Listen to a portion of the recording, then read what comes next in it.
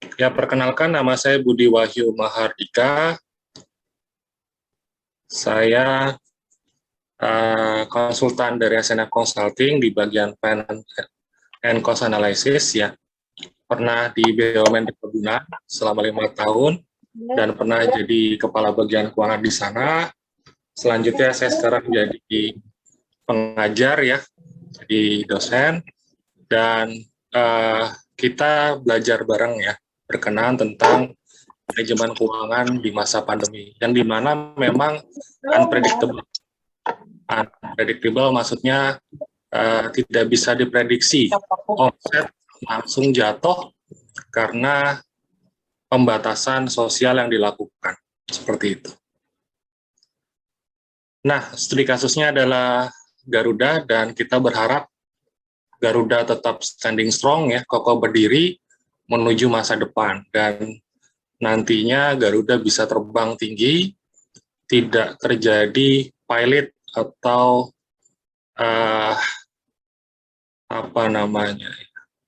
bangkrut di likuidasi.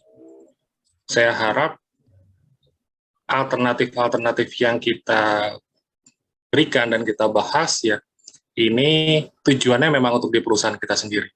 Dan ini studi kasus ini adalah studi kasus real yang sekarang terjadi. Tetapi saya mohon maaf, ini datanya dari corporate atau dari Garuda, dari ofisialnya itu baru dikeluarkan di kuartal 3 2020. Jadi untuk laporan keuangan 2020 yang final belum dikeluarkan.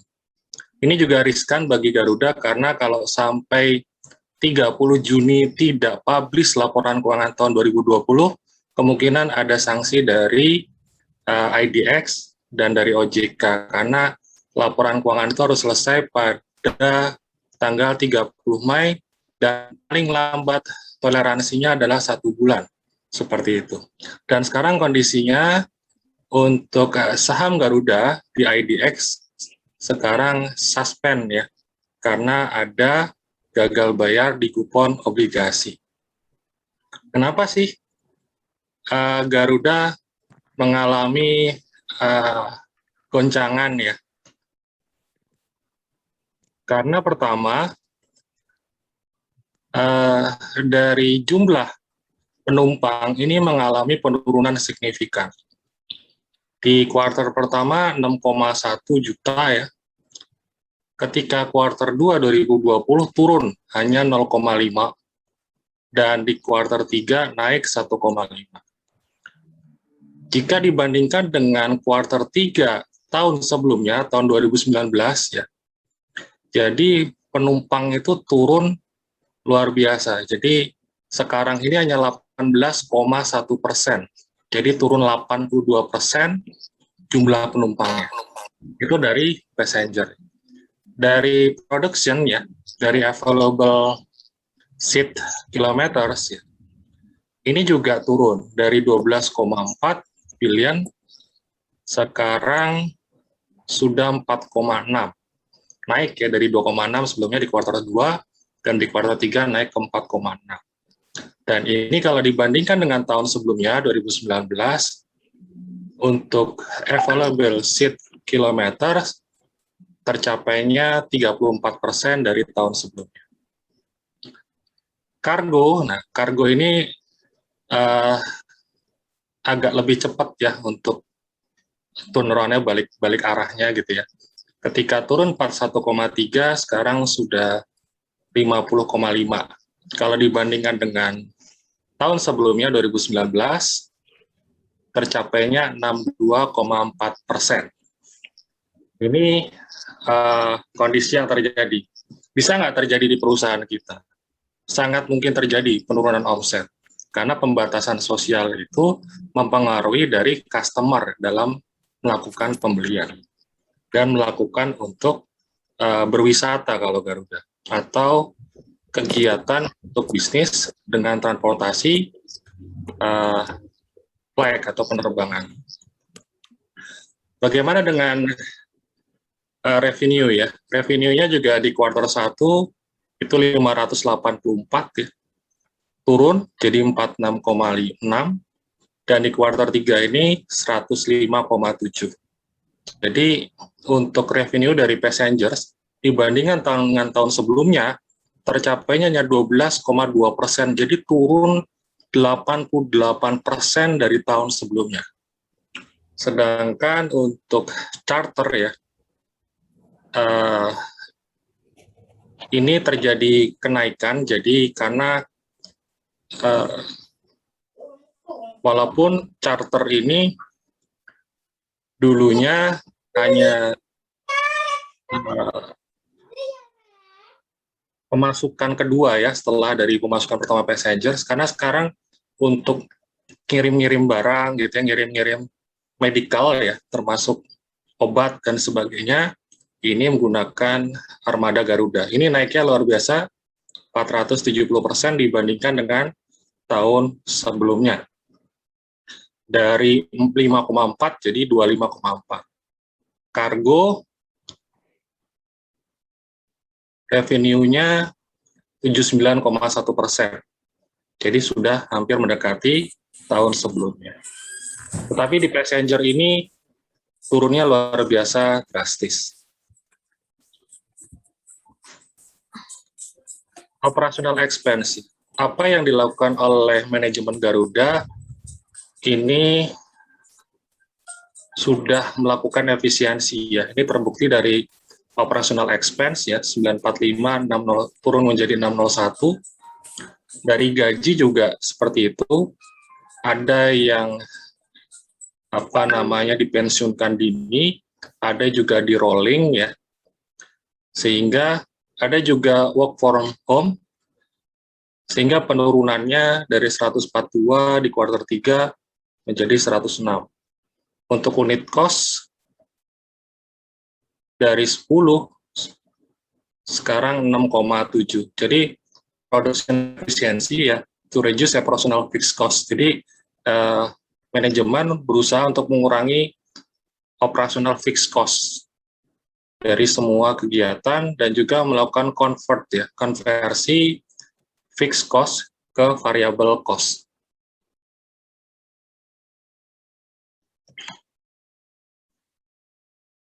Kalau grup profitably highlight ya, untuk net income, kuartal 1 sudah terjadi kerugian ya, dan kuartal 2 lebih tinggi lagi, 599, dan untuk kuartal 3 ini 368. Atau kalau dikalikan 15.000 itu 4,5 triliun ya. Kalau earning before interest and tax ya, jadi pendapatan laba sebelum interest, sebelum bunga dan pajak masih positif di kuartal 1, tetapi terjadi negatif di kuartal 2 dan kuartal 3.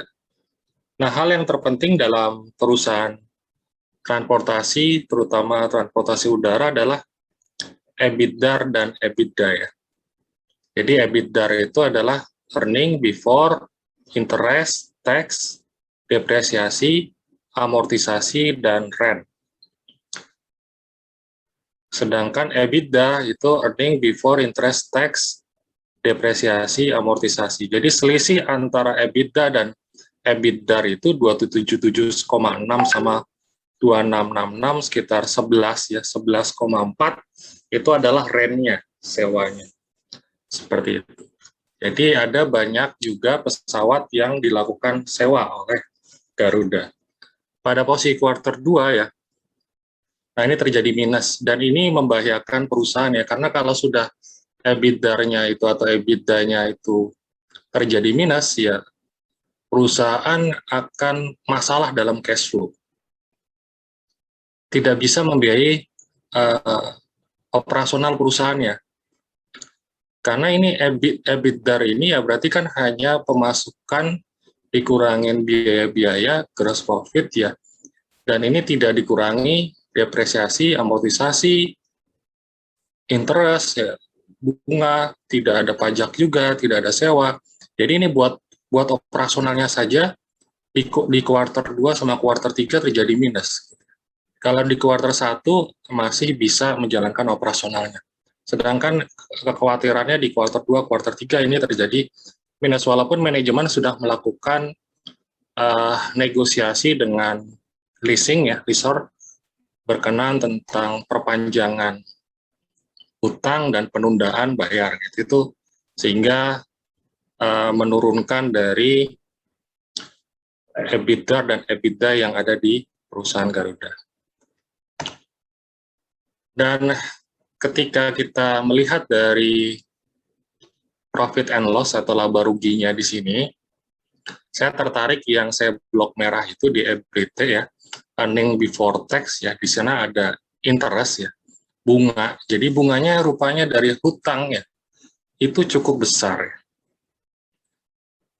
Di kuartal 1 itu 143, kuartal 2 732, kuartal 3 450. Dan kalau 9 bulan itu digabung, itu 1.326. Dan selisih antara EBIT dengan EBT ya, earning before tax, itu sekitar 270. Nah, 270 kalau dikalikan 15.000, untuk bayar bunga sekitar 4,1 triliun selama 9 bulan.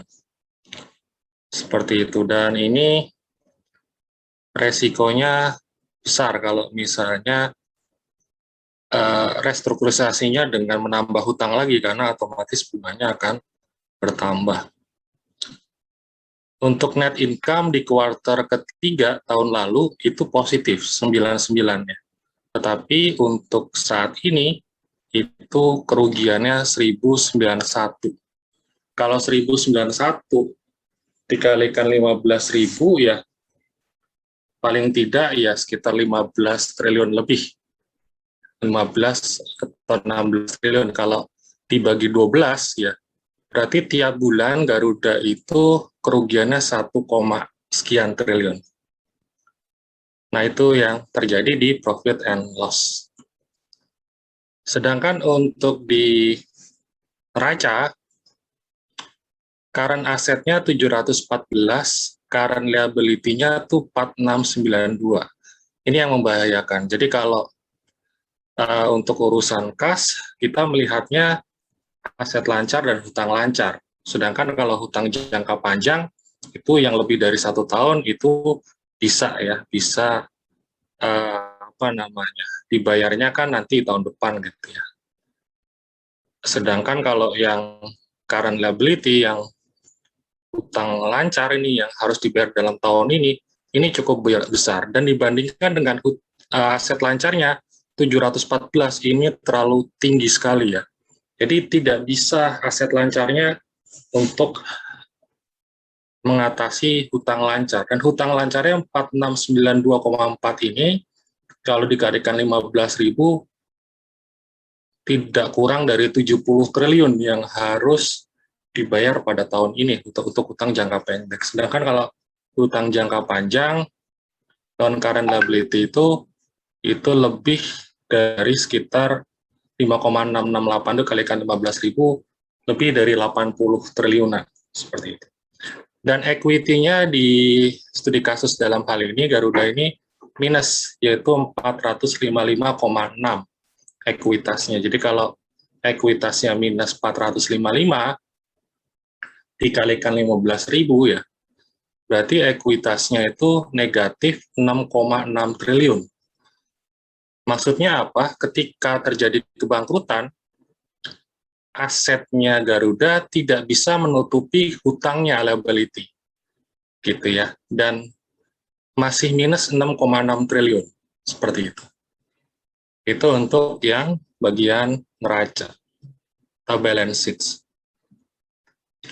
Untuk cash flow gimana? Untuk cash flow ini juga jika dibandingkan dengan tahun sebelumnya ya, 9 bulan, 9M itu maksudnya 9 bulan tahun di 2019 dengan 9 bulan 2020, untuk tahun lalu ini cash flow-nya meningkat ya, increase 98,4. Sehingga kita beginning cash-nya itu 251, tambah 98 sehingga end cash-nya 345,8. Jadi untuk tahun lalu itu positif. Kas awal 251 ditambah dengan peningkatan kas 98 sehingga 345. Tetapi untuk tahun ini ya, untuk tahun 2020, ini memang datanya saya ngambil dari official Garuda yang di-upload itu masih quarter 3 gitu ya. Belum final 2020 dan ini kita tunggu beberapa hari lagi ya. Sekarang tanggal berapa sekarang? 25 ya? 25 apa 26? Tanggal 26 ya. 26 sekarang, 26. Nah, dari 4 hari lagi itu batas terakhir untuk melaporkan laporan keuangan 2020 ya. Sebenarnya batasnya 30 Mei 2021 ya, 30 Mei. Dan toleransinya 1 bulan. Kalau tidak dilengkapi ya laporan keuangan Garuda karena sudah go public, itu nanti akan kena sanksi ya oleh OJK dan IDX seperti itu. Dan itu untuk tahun-tahun 2020 di kuartal 3 yang 9 bulan ya, ini decrease, jadi minus 124. Beginning cash, kas awalnya 1299 sehingga terakhir 170. Dan ini kalau terjadi minus terus ya, ini kasnya tidak kuat ya untuk mengatasi hutang jangka pendek perusahaan. Oke, ini ada berita ya, berita. Di IDX Channel, keuangan maskapai PT Garuda Indonesia sedang berdarah hutang perusahaan tersebut sudah tembus 70 triliun. Ya, tadi sudah ya, 46 sekian dolar, itu 4.600 sekian dolar itu untuk hutang jangka pendek. Itu setara kurang lebih sekitar 70 triliun, dan terus bertambah 1 triliun. Nah, ini kalau misalnya hutang 1.000, net income-nya minus 1.000 juta dolar ya, setara dengan kalau dikalikan 15.000, 15 triliun, kalau dibagi, kalau ini 9 ya, berarti 1, lebih triliun tiap bulannya. Dan berikutnya menurut Erick, mahalnya sewa pesawat Garuda Indonesia dengan 36 perusahaan penyewaan pesawat menjadi biang kerok utama, apalagi harga sewa pesawat ini dilakukan atas dasar kasus korupsi pada manajemen Garuda Indonesia dahulu. Sebetulnya untuk masalah rent ini kan variable cost ya. Jadi kalau misalnya yang tidak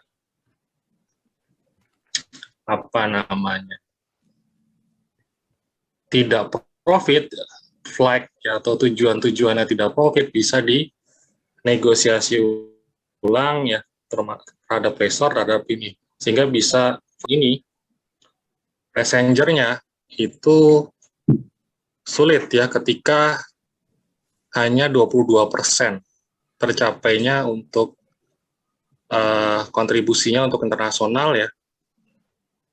Ini ya.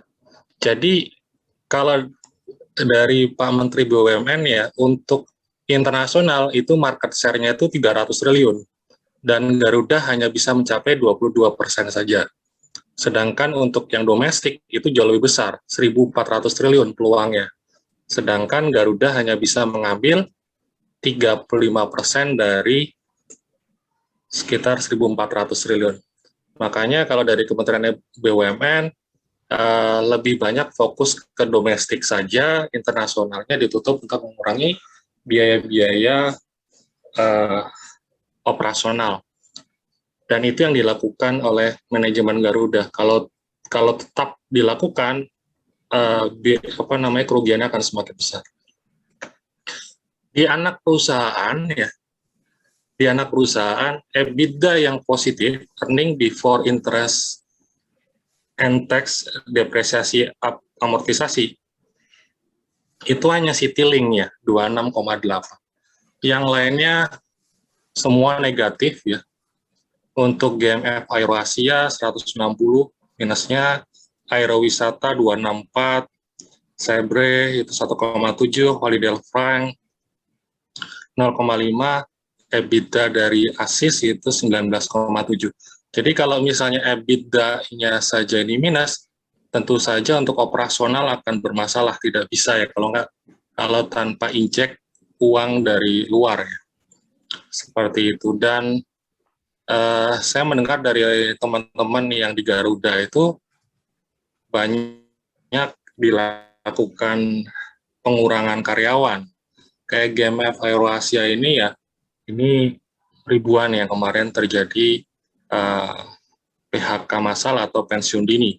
Sedangkan kalau Garuda di grup ada 400 orangan yang seperti itu. Jadi ini mau tidak mau harus dilakukan efisiensi ketika memang rute-rutenya ditutup dan kondisinya memang kritis untuk perusahaan Garuda. Perusahaan kita bisa nggak terjadi penurunan tajam penjualan dari 100% jadi 20%? Ini bisa saja terjadi di perusahaan kita, makanya kita juga studi kasus ini refleksinya sebetulnya untuk perusahaan kita sendiri. Untuk pesawat, Garuda masih nggak terlalu tua ya, 8,3 tahun, sedangkan Citylink 7,9 tahun rata-ratanya. Nah, apa yang dilakukan Garuda yaitu melakukan pinjaman sukuk ya, sekitar 500 juta US dollar dan meminta ke pemerintah untuk MCB ya. Jadi konversi pinjaman nanti dikonversinya ke saham gitu ya. Itu 8,5 triliun kalau misalnya terjadi gagal bayar. Dan rupanya suspend kemarin ya, untuk pembayaran kupon saja Garuda tidak mampu membayarnya. Jadi kupon itu bunga yang diberikan kepada investor yang mengambil obligasi. Itu kemarin per tanggal 17 Juni, akhirnya IDX melakukan suspend. Sampai saat ini saham Garuda tidak bergerak ya, karena belum bayar kupon sukuk atas USD 500 juta trust sertifikat Garuda Indonesia. Seperti itu. Baik Pak Budi, setengah jam pertama sudah kita lewati. Ini sebentar. Sampai habis dulu ya. Dikit lagi. Gitu ya. Aku nanggung ini ya. Begini, mungkin sedikit review ya sambil minum dulu Pak Budi. Itu berarti boleh. Dan EBITDA itu apakah berlaku hanya di perusahaan transportasi atau kalau di perusahaan yang lain bagaimana itu kaitannya EBITDA dan EBITDA? Oke, untuk secara umum biasanya EBITDA ya, jadi earning before interest, tax, depresiasi, sama amortisasi. EBITDA ini, rent ini memang terjadi di perusahaan transportasi. Bahkan kalau perusahaan yang ada manajemen pengelolaan, contoh seperti hotel gitu ya, dikelola sama misalnya Aston, itu ada tambah M, jadi EBITDA M gitu ya, jadi earning before interest, tax, depresiasi, amortisasi, rent-nya dari bangunan, dan M manajemen gitu. Dan ini memang setiap perusahaan itu punya karakteristik sendiri dan juga punya perhitungan sendiri. Tentu saja ada rasio-rasio keuangan yang bisa dihitung di sektor properti, tetapi berbeda dengan sektor perbankan, karena perbankan itu uangnya semua dari masyarakat. Kalau dihitung dengan menggunakan DER sama DAR gitu ya, debt asset ratio atau debt equity ratio, itu akan terjadi tinggi sekali karena semuanya uang dari masyarakat dianggap sebagai utang. Jadi memang tergantung dari perusahaan ya Pak. Itu. Itu Pak Firman, ada lagi? Saya lanjutkan dulu. Bapak Ibu yang mau nyela sedikit memberikan pertanyaan, monggo saya beri kesempatan. Barangkali ada sebelum dilanjut.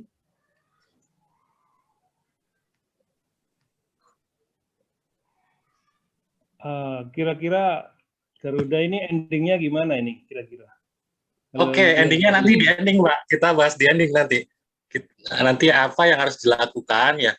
Kita ada yang dilakukan oleh manajemen ya. Di laporan korporatnya sudah apa yang dilakukan sudah ada. Nanti kita ada juga alternatif apa sih yang bisa dilakukan gitu ya. Itu juga ada nanti di endingnya. Ini kita memotret Garuda secara umum dulu, kondisinya seperti apa sih gitu ya. Bisa nggak terjadi dengan perusahaan kita gitu ya. Jadi kita bukan bukan melakukan judge terhadap Garuda gitu yang akan bangkrut gitu, enggak, kita mempelajari untuk perusahaan kita sendiri sebetulnya.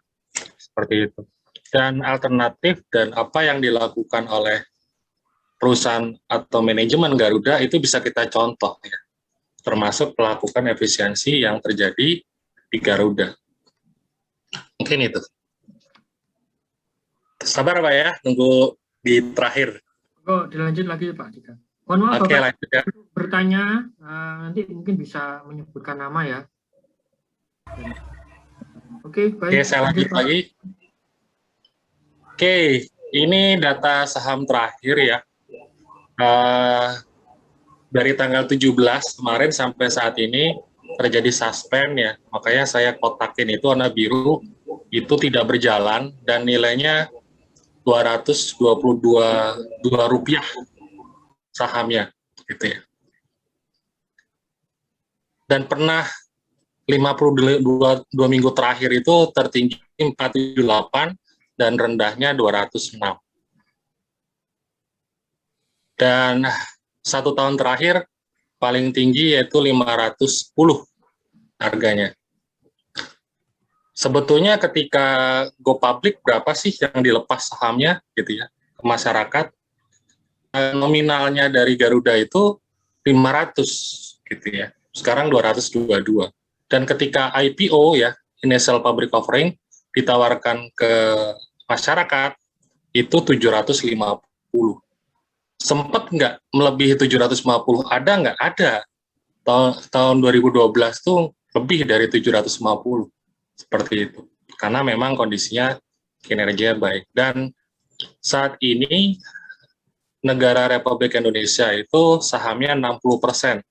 Dan berikutnya adalah Trans Airways. Itu punyanya Khairul Tanjung ya, 28,27%. Makanya Pak Khairul Tanjung jadi wakil komisaris utama ya, karena pemegang saham kedua terbesar 28, sekian persen seperti itu. Saya lanjutkan lagi. Dan ini Board of Commissaries yang ada di kanan sini, ini hasil dari RUPS tanggal 24 November 2020. Gitu ya. Jadi setelah laporan keuangan ini ada pergantian. Ongoing strategi apa sih yang dilakukan oleh Garuda ya? Garuda dalam strateginya melakukan renegosiasi lease cost. Jadi renegosiasi berkaitan tentang leasing ya, biaya leasing. Dan ini sudah dilakukan ya. Dan savingnya terlihat ya. Untuk 2020 dilakukan saving 41,43 dan rencananya di tahun 2021 bisa melakukan saving 155,7. Terus apalagi sih business development pengembangan dari Garuda gitu ya. Pertama di kargo bisnis ditingkatkan ya dengan membuat namanya kirim aja gitu ya. Yang kedua bikin mengoperasikan new cargo rute, jadi rute baru yang dimana memang buat ekspor import ya. Terus untuk di passenger business, Garuda melakukan penjualan atau program mengundang semua karyawan untuk menjadi juragan tiket. Terus yang kedua, ada namanya wedding in the sky. Jadi kalau nikahan pengen di angkasa, bisa nih ya. Ini ada programnya Garuda. Terus yang ketiga, kolaborasi dengan the Ministry of Tourism in Conducting. Jadi dengan Menteri Pariwisata, yaitu terbang aman, kampanye terbang aman. Dan yang keempat, menyesuaikan dengan COVID Protocol Regulation. Jadi agar bisa diizinkan untuk menerbangkan penumpang harus mengikuti prokes yang diatur oleh pemerintah. Dan Garuda sudah melakukannya. Terus apa lagi ya yang dilakukan Garuda saat ini untuk Garuda strategi itu mitigasi COVID-19 pandemik ya. Ya ini tadi sudah ya, renegosiat lease cost ya. Jadi melakukan negosiasi kepada leasing ya. Dan menunda pembayaran dari fee payment. extend aircraft leasing, jadi memperpanjang periode untuk mengurangi pembayaran bulanan, terus juga menunda jatuh tempo dan melakukan restrukturisasi hutang, konversi non-cash facilities to cash ya, terus meminimize cash out, jadi mengurangi dari uang keluar, renegosiasi dengan payment to vendor ya, jadi kepada supplier-supplier dilakukan negosiasi pembayaran, dan ini memang ini saya punya pengalaman banyak kayak, jadi kalau teman-teman bisnis kadang ya, mohon maaf ya, kerjasama dengan BUMN di konstruksi atau mungkin di bidang lainnya, ini pembayarannya agak telat gitu ya, karena kondisinya memang lagi kurang bagus termasuk di Garuda. Jadi melakukan renegotiate payment to vendor. Terus apalagi untuk financial relaxation, itu melakukan MCB ya, mandatory konversi bond atau obligasi konversi ya. Ini 8,5 triliun dari government. Dan ini sebetulnya sudah disetujui DPR dan uangnya sudah keluar 1 triliun, kurang 7,5 triliun. Ini belum dikeluarkan sama pemerintah. Karena untuk melihat kinerjanya dulu. Seperti itu. Nanti ada beritanya di selanjutnya. Untuk production efisiensi ya, melakukan review tentang program efisiensi untuk semua fungsi untuk mengurangi operating cost ya. Work for home policy, jadi kebijakan untuk kerja di rumah, online meeting, dan melakukan efisiensi human resources, sumber daya manusia. Dan menunda biaya-biaya yang non-kritikal atau yang tidak kritis. Itu yang dilakukan.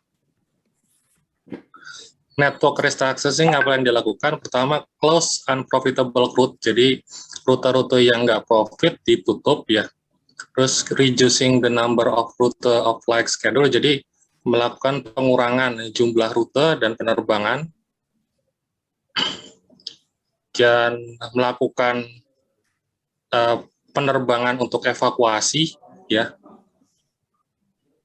dan repatriation atau maksudnya apa namanya, kayak TKI gitu ya, itu evakuasi sama penerbangan yang khusus oleh pemerintah. Supporting government to transport medical supplies, ya ini tadi sudah, melakukan support kepada pemerintah berkenan tentang transportasi supply dari medik ya, peralatan medik, charter dan cargo revenue enhancement, jadi peningkatan dari kegiatan charter dan kargo ya. Ini yang karena sekarang online ya, kargo ini sekarang lagi tinggi. Nah ini di RUPS LB ya sudah disetujui ini 8,5 triliun ya. Dengan tenor maksimal 7 tahun dan akan dikonversi menjadi saham baru seri B pada akhir periode MCB. Ya, semoga bisa membayar sehingga tidak terjadi konversi.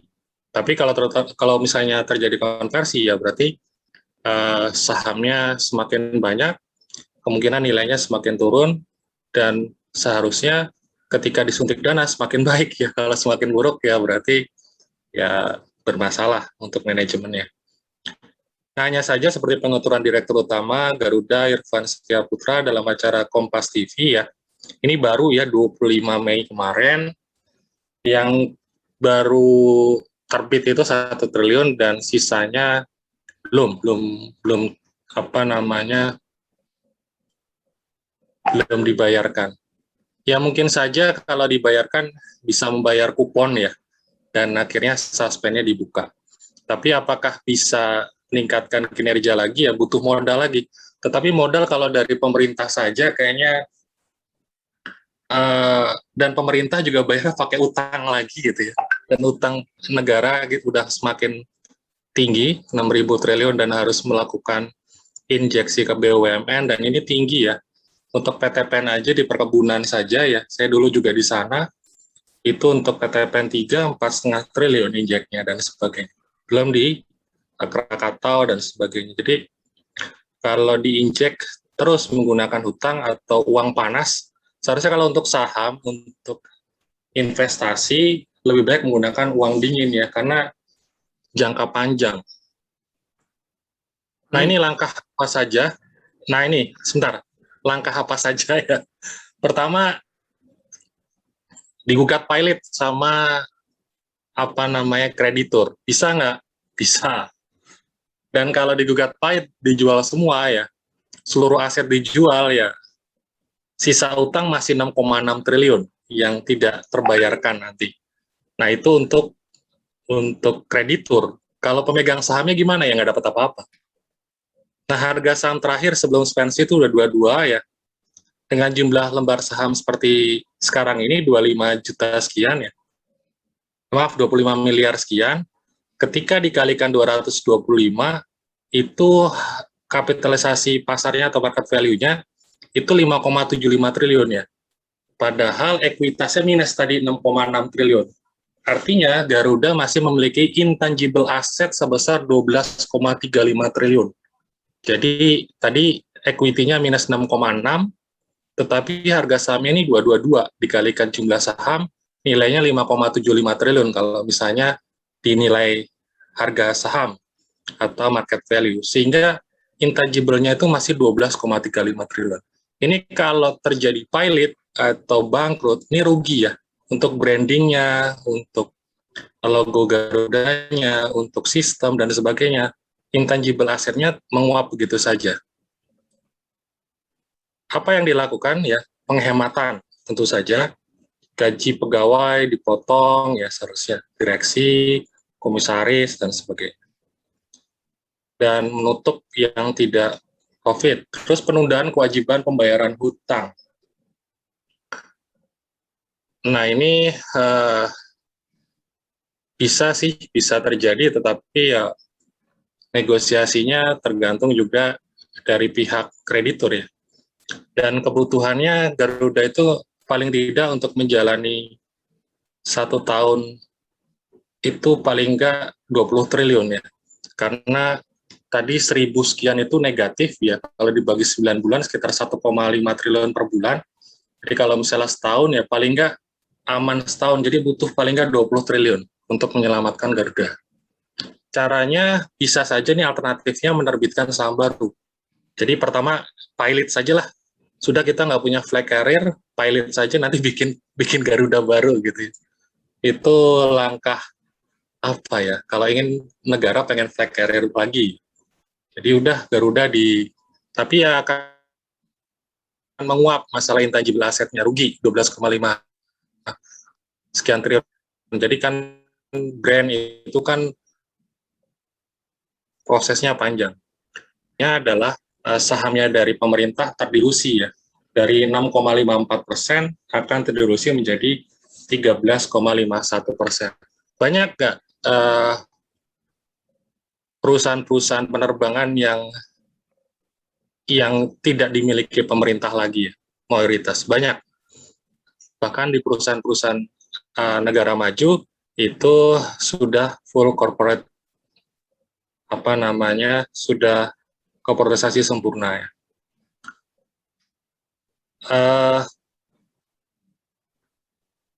Memang seharusnya kalau ingin right issue itu ketika harga saham Garuda lagi bagus-bagusnya. Contohnya 760, kalau sekarang korporatisasi terpaksa ya, maksudnya right issue dengan kondisi harga saham yang kecil ya. Tapi udah nggak ada pilihan ya. Daripada nggak disuntik dana terjadi bangkrut ya, mau tidak mau harus right issue agar banyak yang bisa memberikan suntikan dana.